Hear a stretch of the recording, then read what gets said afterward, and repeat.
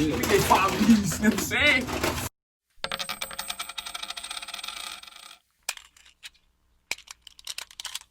I sold a lot of all over prints back when I had my Black College brand, but I never pressed them up myself. I always outsourced them. Well, right now I'm here with my man E from Garment Creations. Let them know who you are, what you do, and where they can find you. What's going on, everybody? It's Erasmus from Garment Creations, and on my channel you get tips and tricks to amplify your t-shirt business. So go ahead, check it out. Hey man, he's a beast with designing. And how you guys doing? My name is Stan Bates from T-Shirt Sizable, and I help people start t-shirt businesses from home, wherever you at. And like I said, we're about to use this big printer and this big press to press up this dope design right after the intro.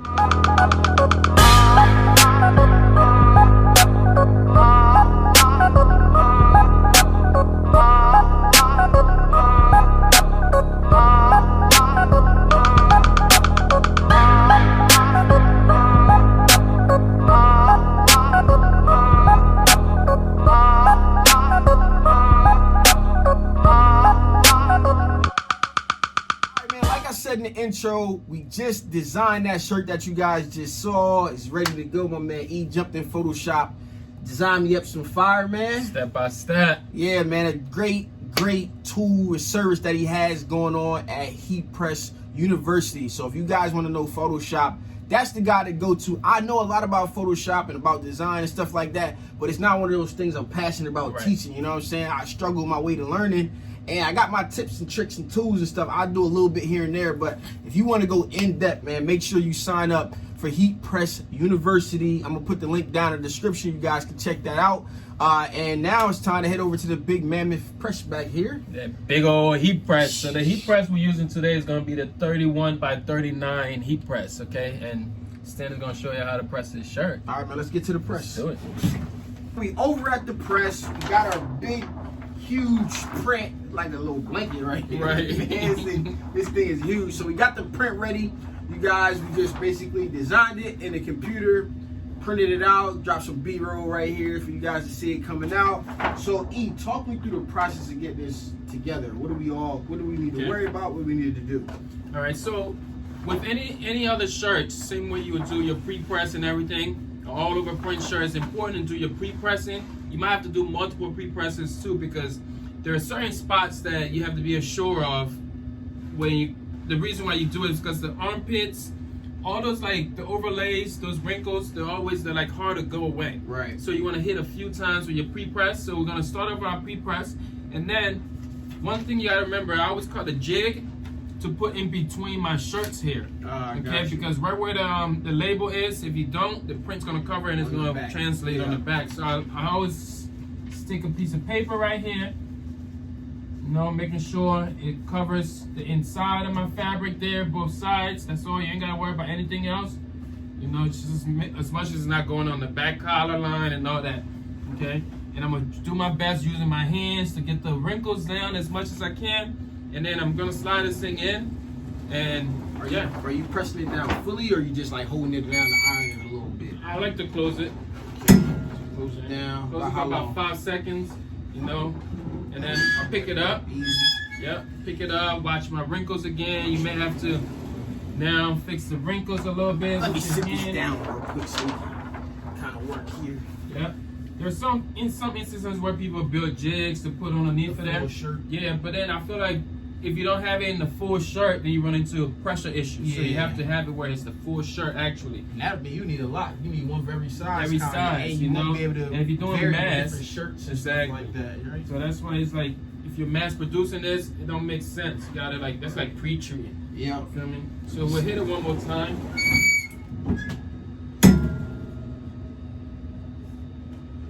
Okay.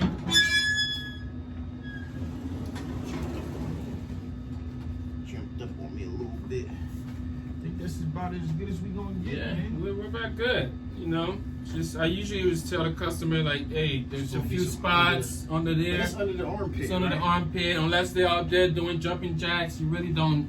I mean, you don't run into that type of issue. I know in the design video we talked about how low it was from, you know, the collar and stuff like that. So I was a little skeptical of how it would be. So let's just line it up and see where it falls at. So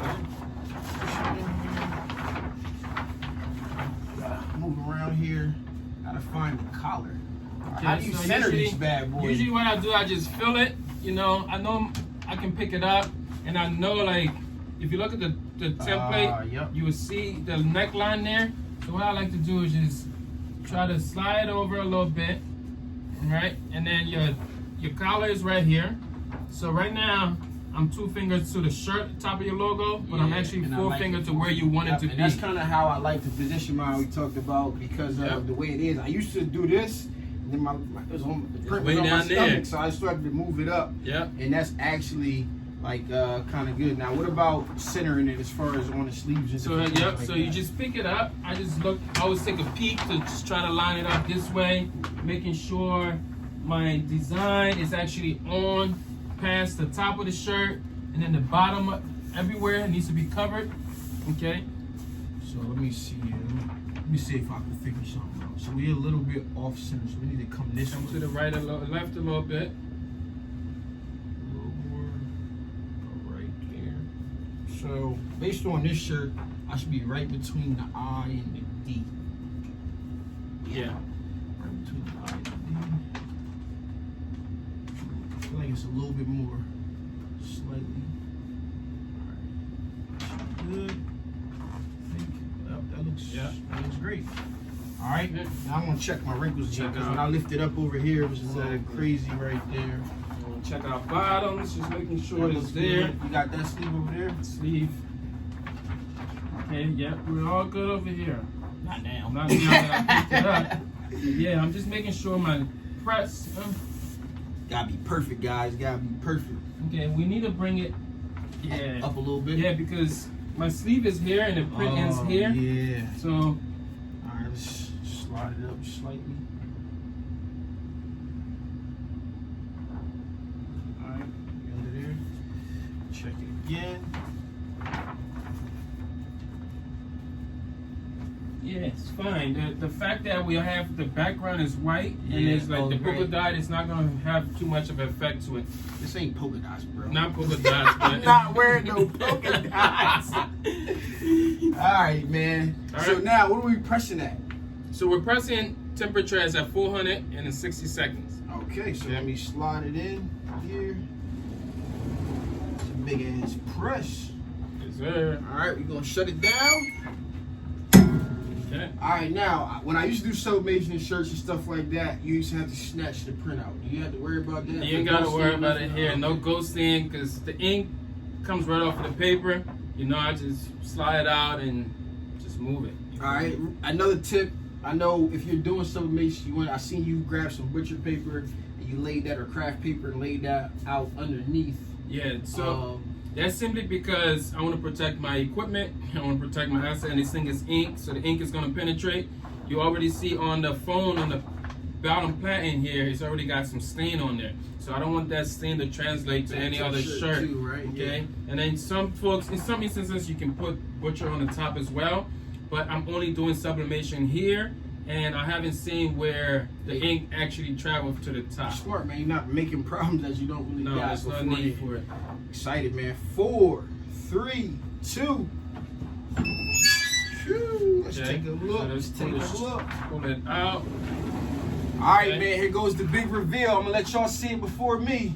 What y'all think? What y'all think? Ooh, I think this thing came out nice. Hot fire right there. Look at it. That is some hot fire right there. Look at that. That's that t-shirt side hustle. Ooh, come on, bro. You got the paper crinkles in the back. Yeah, that's what I wanted. So it look a little dirty, but that's by design. It's the paper. You know, you guys know I like to use that paper design. Looking real good. My man getting his IG on right now.